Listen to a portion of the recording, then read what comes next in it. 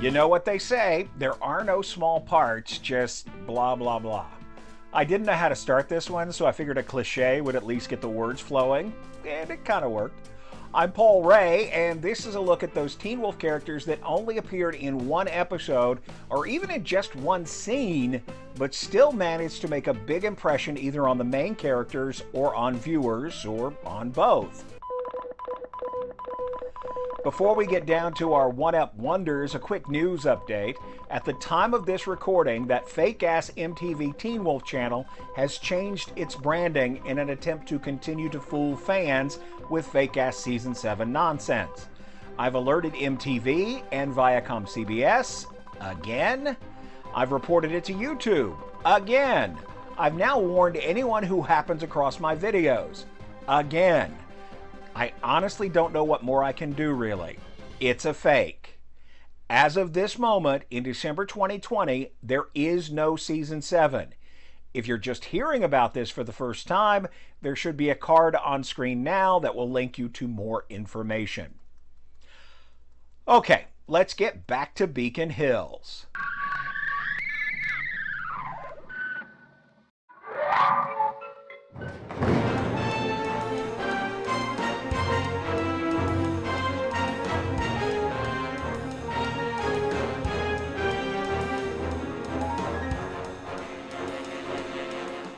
There were, over the course of 6 seasons, more than 300 named characters that appeared on screen in only one episode.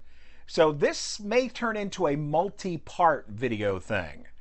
But here are the one-episode wonders that just popped right into my head immediately.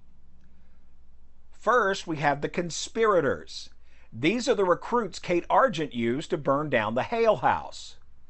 You have Reddick and Unger, who actually did the deed. Garrison Myers, the bus driver and former insurance investigator who covered it all up, and then the video rental guy, who had something to do with it that was never really made clear. Now, before you jump on me about flashback appearances, I'm not counting flashback appearances for the purpose of this list.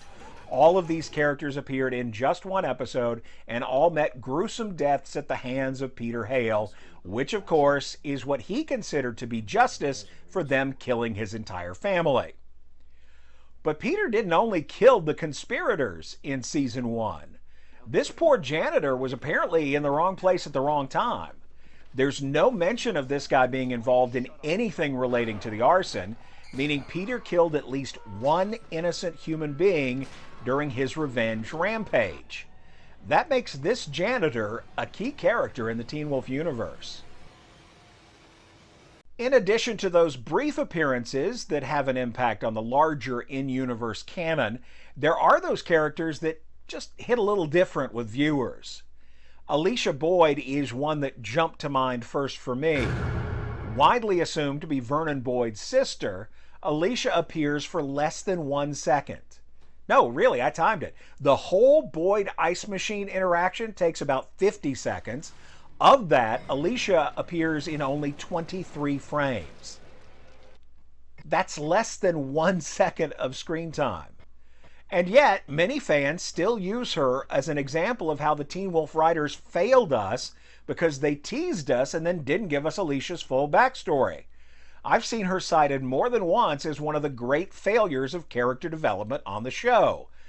I mean, they hinted at giving us a deeper understanding of Boyd, and that just further deepens the feeling that we as viewers were cheated by his all-too-quick death. While we're at Motel California, I personally wanted more backstory on Alexander Argent.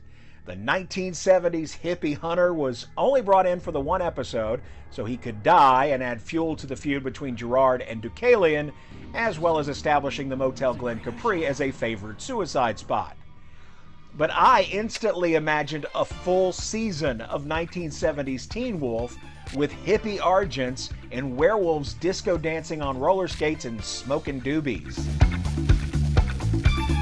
Yeah, I'm weird like that.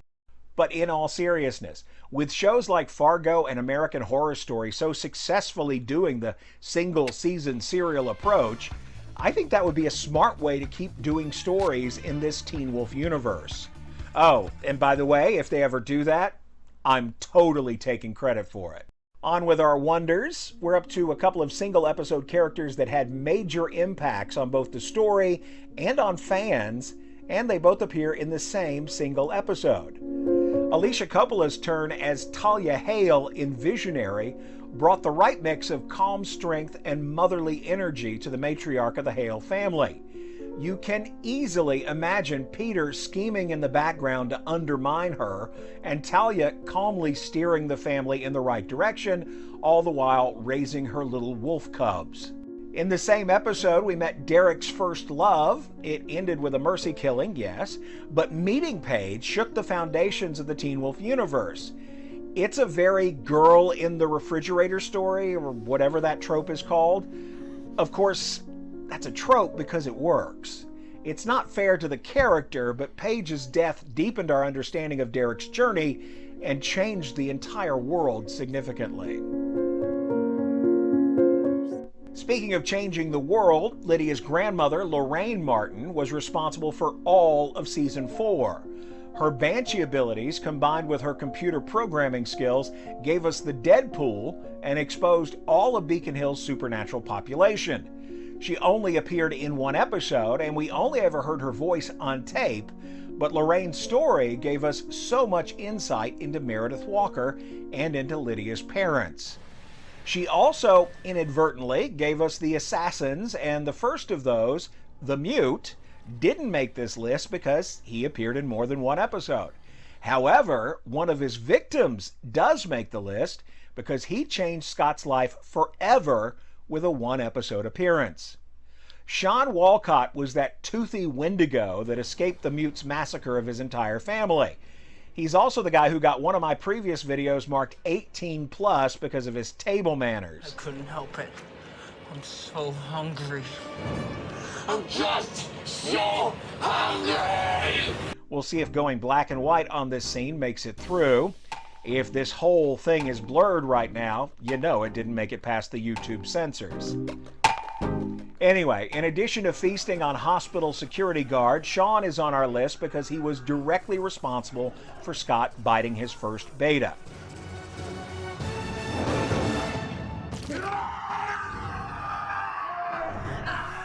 Without Sean, there's no Liam. Without Liam, there's no Mason. Without Mason, there's no Beast for Season 5. See how important Sean is to the whole thing? These last two on my list of single appearance characters made it mainly because of their performances. The characters had impact, but the actors here just really brought them to life and made the whole Teen Wolf universe feel somehow deeper and wider, if that makes sense. I don't think I've ever hated a character more on first sight than the Chemist. He's just so smug. You want to smack him upside his smug head.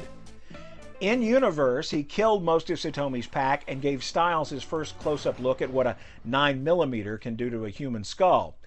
But the performance here is just so grand. You may now open your test booklets and begin. With his preening and his tea and his obvious disgust at having to get his hands dirty to finish the job.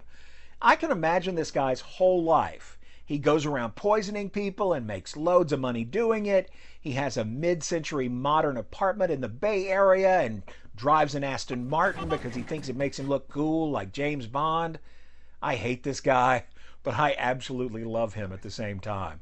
Kudos to James Urbaniak for bringing this asshole to life.